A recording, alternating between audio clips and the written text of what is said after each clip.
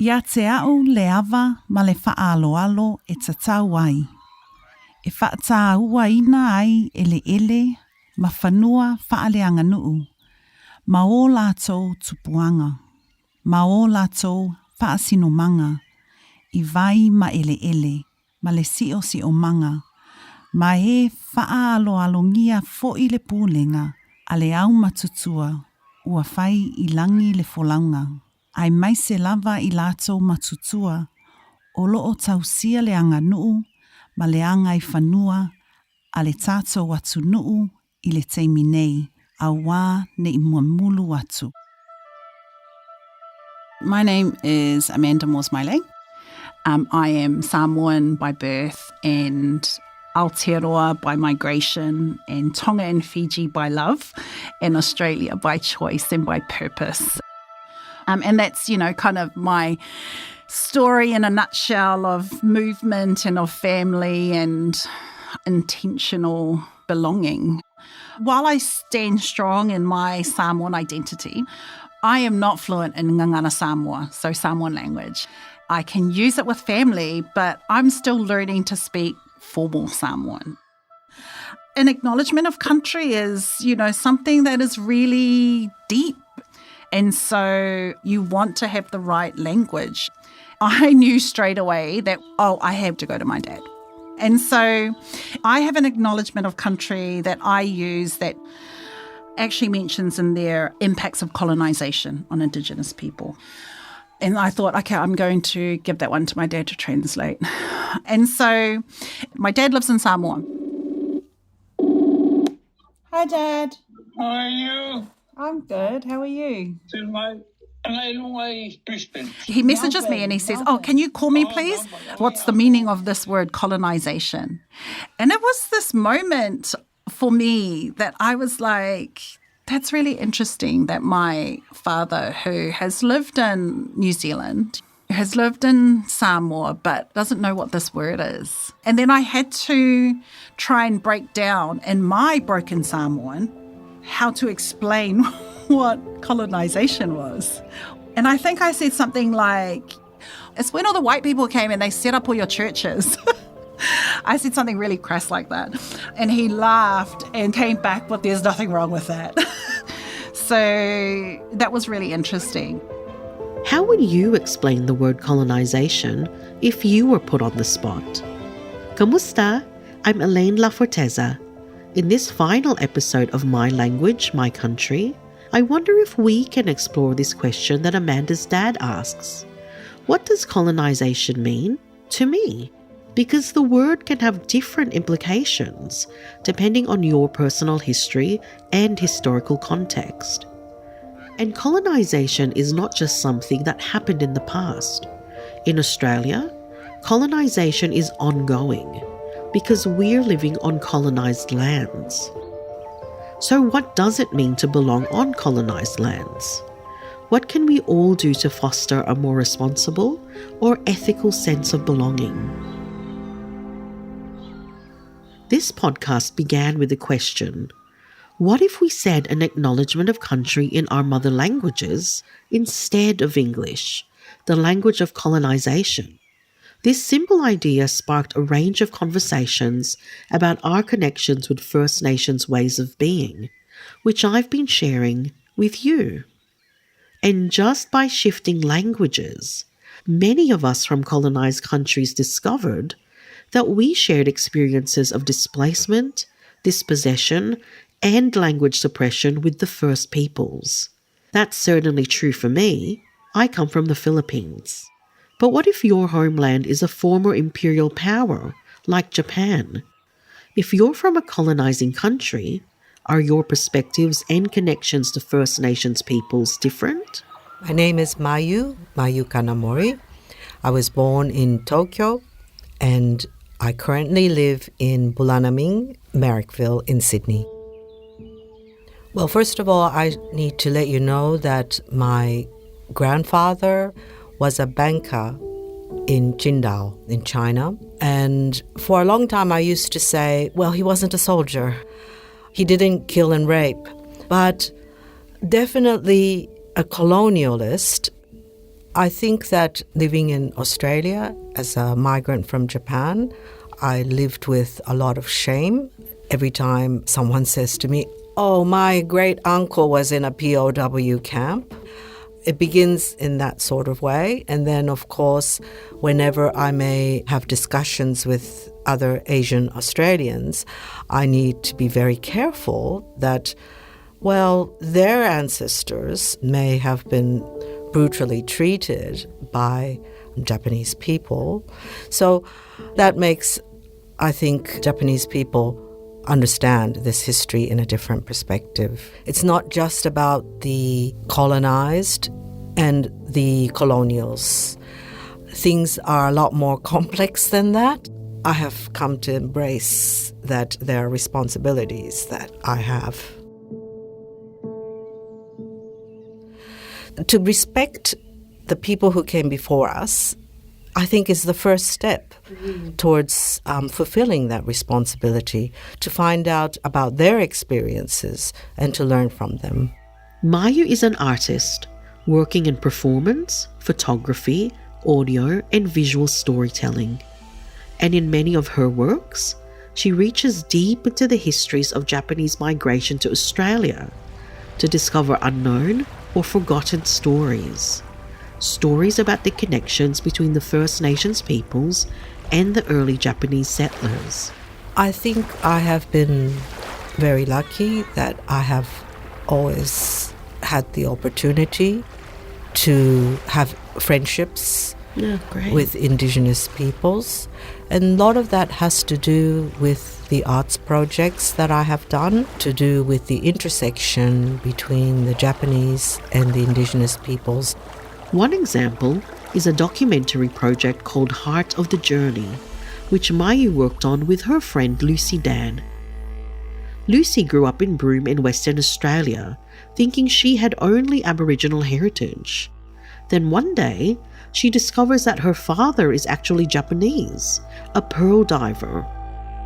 Heart of the Journey is about Lucy discovering her Japanese heritage, but the story is narrated by Mayu and also explores what Lucy's discovery means for Mayu. Being a Japanese migrant in Australia, I knew it was my job to document the Japanese footsteps in this country. I remember Lucy writing to me, expressing her desire to visit Taiji one of these days. Our friendship strengthened, and I began to research, perhaps meeting her father. The two travel to Japan to find and hopefully meet Lucy's long-lost father. From Broome to Perth, your international tickets are on Cathay. Lucy's story shines a spotlight on the little-known legacies of Japanese pearl divers who had relationships and families with Aboriginal women. These pearl divers were part of the Asian labour force that fed colonial economies in late 19th and early 20th century Australia. And the industries that employed Japanese workers were conducted on Indigenous lands and waters. And by showing how these early Japanese migrants were also entangled in colonial structures, this story challenges the dominant narratives of Australia as a white settler nation. This is why Mayu's participation in Lucy's search for her father, as both a friend and translator, feels so important to me. By building relationships across Indigenous and migrant experiences, I think Mayu is showing us how to embrace these complex histories. And if you're wondering if Lucy found her father in Japan, So you must know. He didn't know. He didn't know. Very surprised. But he'll see us. Lucy! well, after many twists and turns, she does meet her father. And I think that helping Lucy to reconnect with her Japanese family means much more than Mayu just working through her sense of responsibility. This story feels to me like reconciliation in practice. As for Lucy's reconciliation with her Japanese family, it happens, as you might expect, over karaoke.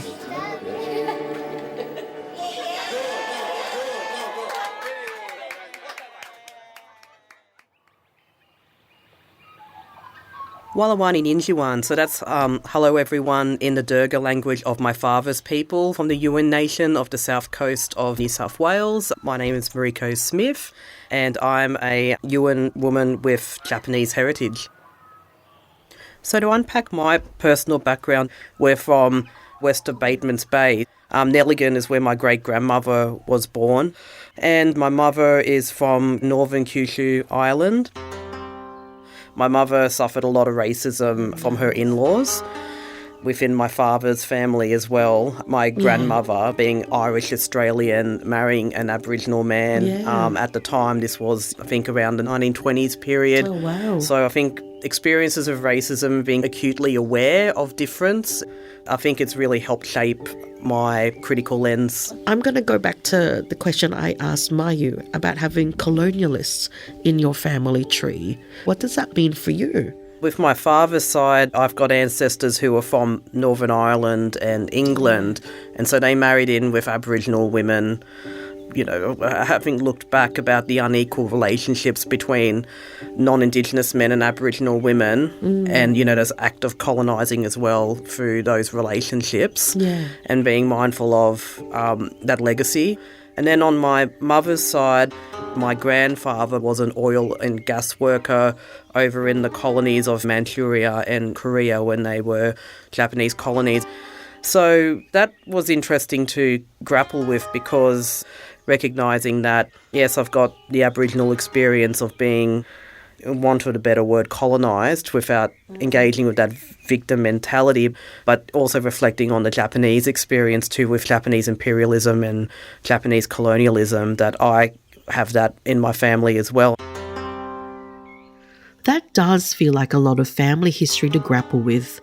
You might remember we met Mariko in the previous episode. She works at the Australian Museum, and we learned how Mariko's particular perspective as a First Nations person with Japanese heritage informs her work at the museum. But on a personal level, I wonder how she feels about these entangled histories between Japanese migrants and Aboriginal communities.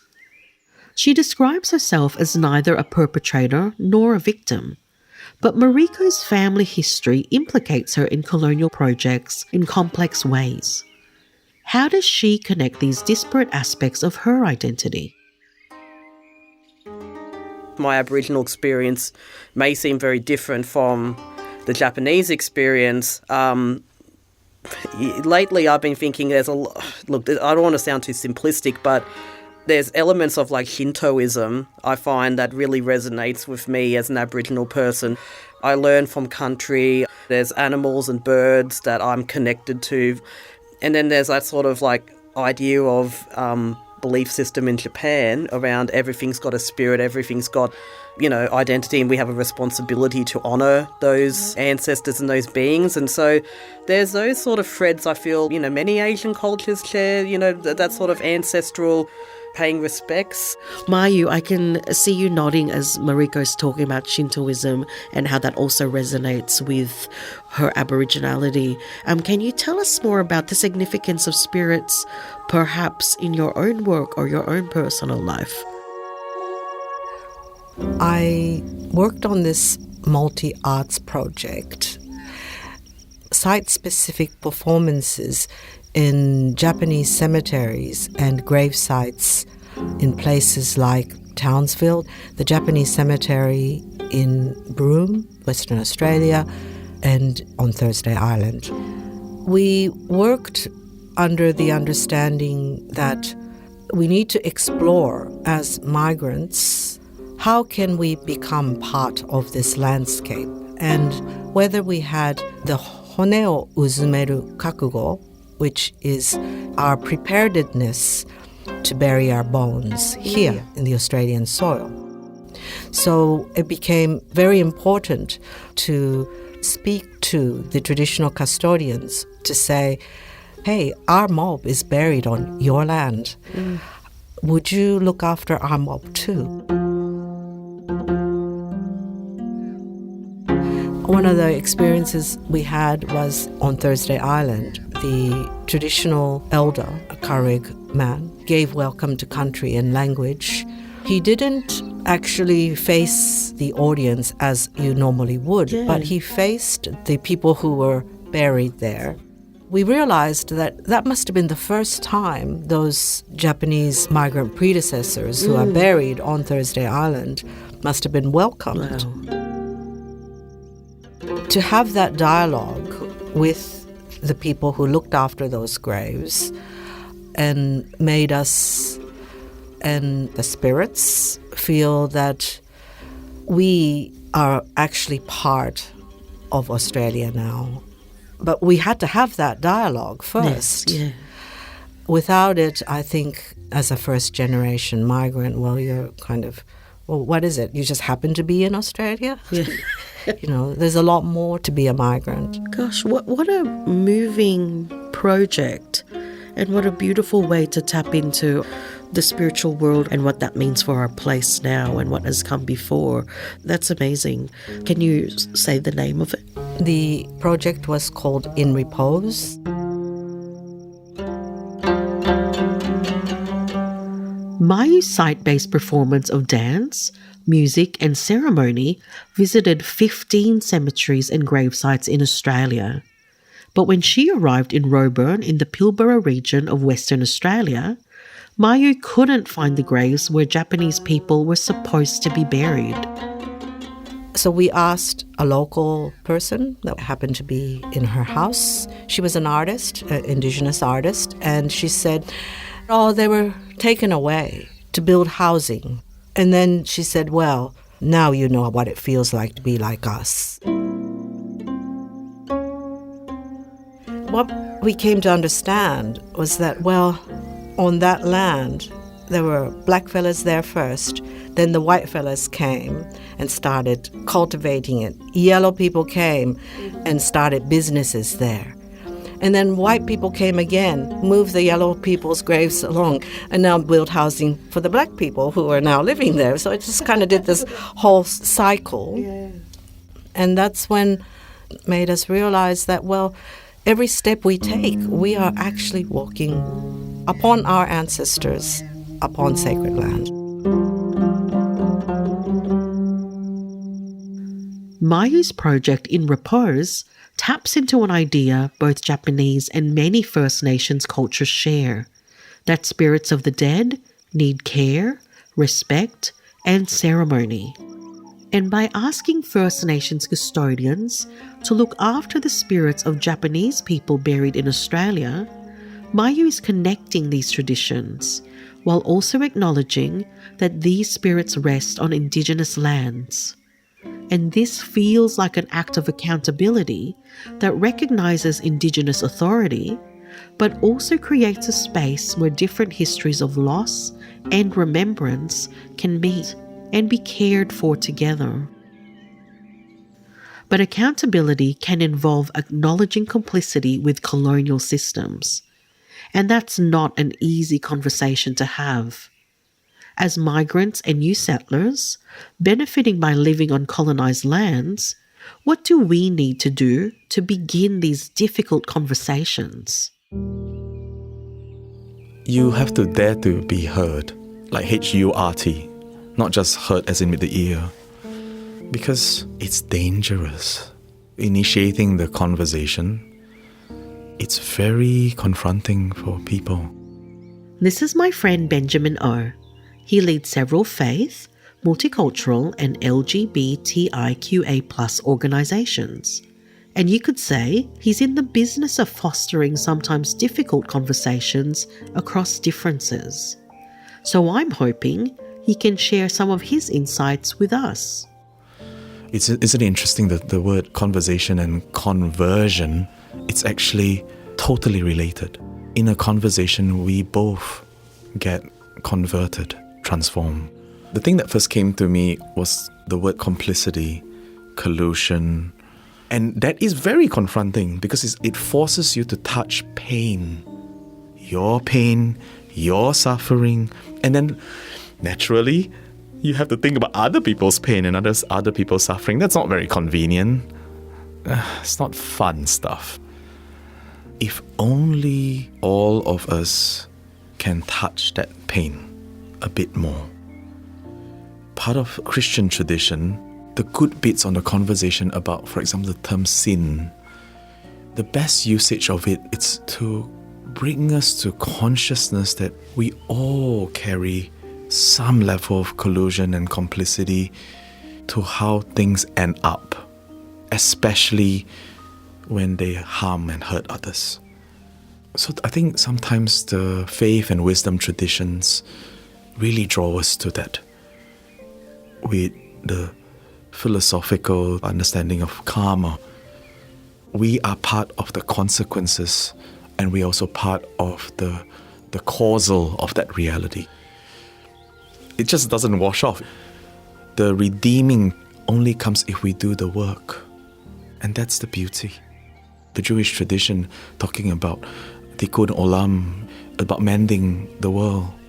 All of us have some kind of atonement work to do with, for each other, and also ourselves, and then to hold ourselves to account.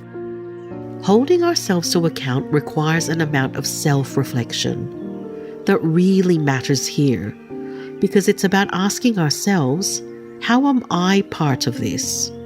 What can I do to address past injustices? And letting that awareness shape how we act. In Mayu's case, through art projects like In Repose, she's acknowledging that as a member of the Japanese diaspora, she's inherited unresolved colonial relationships. But she cautions against holding previous generations accountable for their actions.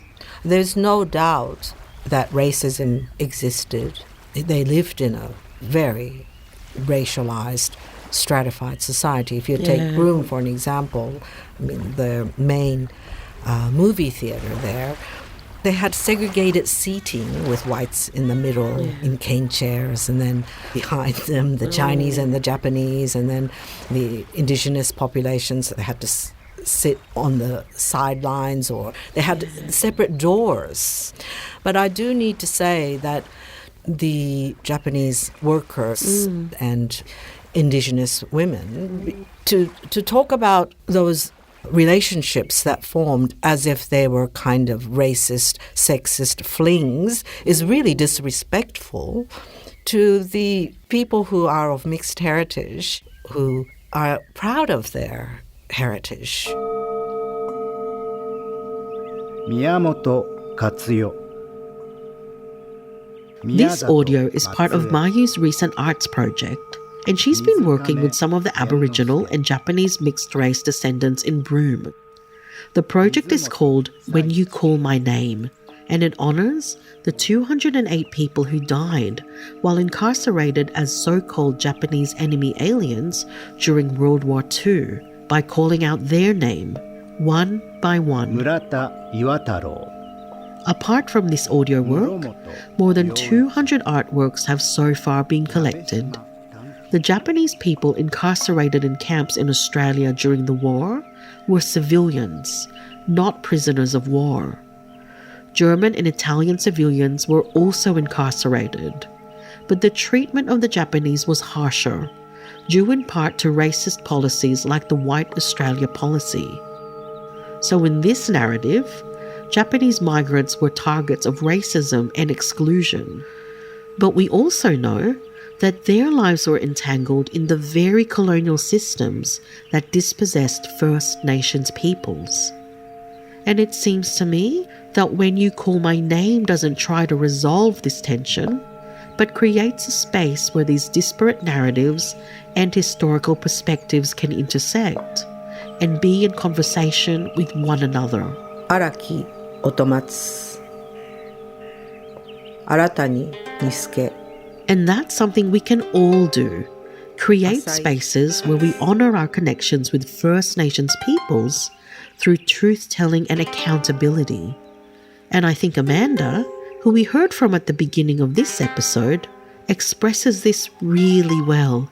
Here, she's explaining the Samoan concept of va, or relational space, between people, communities, spirits. It's the invisible threads that connect people to one another and to place.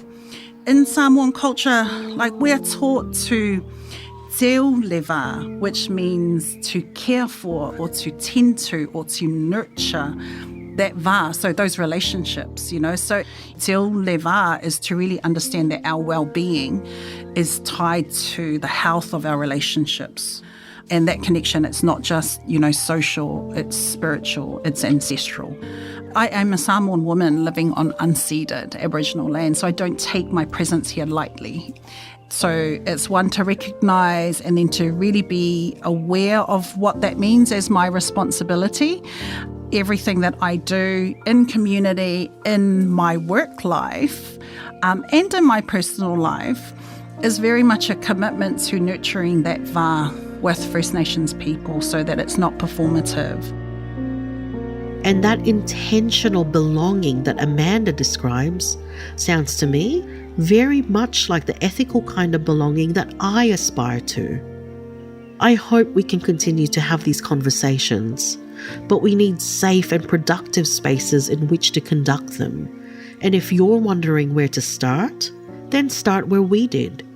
We began by saying an acknowledgement of country in our mother languages, because we know that they spark many conversations about our connections with First Nations ways of being, seeing, and belonging. And to conclude this podcast series, I just want to share a couple of the acknowledgements we've collected so far. Here's Hassan Godrawal, followed by Buva Narayan.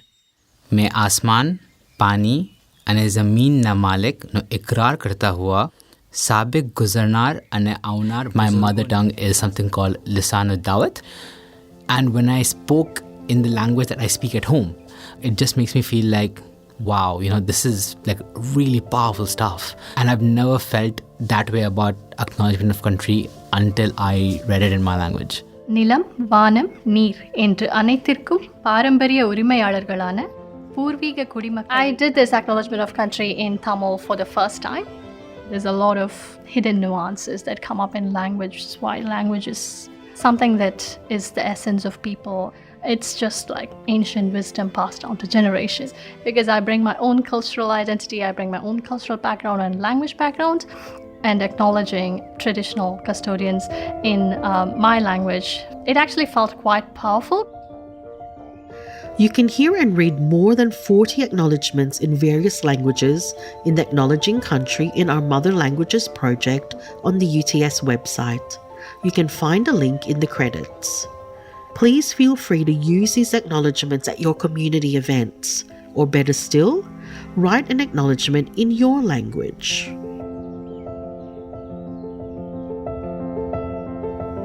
Finally, I'd like to extend my thanks to all of our guests who so generously shared their time and stories in this podcast. Your reflections go to the very heart of what this series is about, showing that acknowledgements aren't one-off scripts, but living practices grounded in relationships, community, and connections to country. They remind us that honor and respect come alive, not only through the words we choose, but also through our actions, our listening, and the ways we support each other. A big thanks to the UTS Faculty of Design and Society students, especially to Anne Le and Lucy Variet, who helped kickstart the recordings. And thanks to Jane Curtis and the UTS Impact Studios, and a special thanks to Claudia Taranto. And a very heartfelt thanks to my amazing producer, Masako Fukui.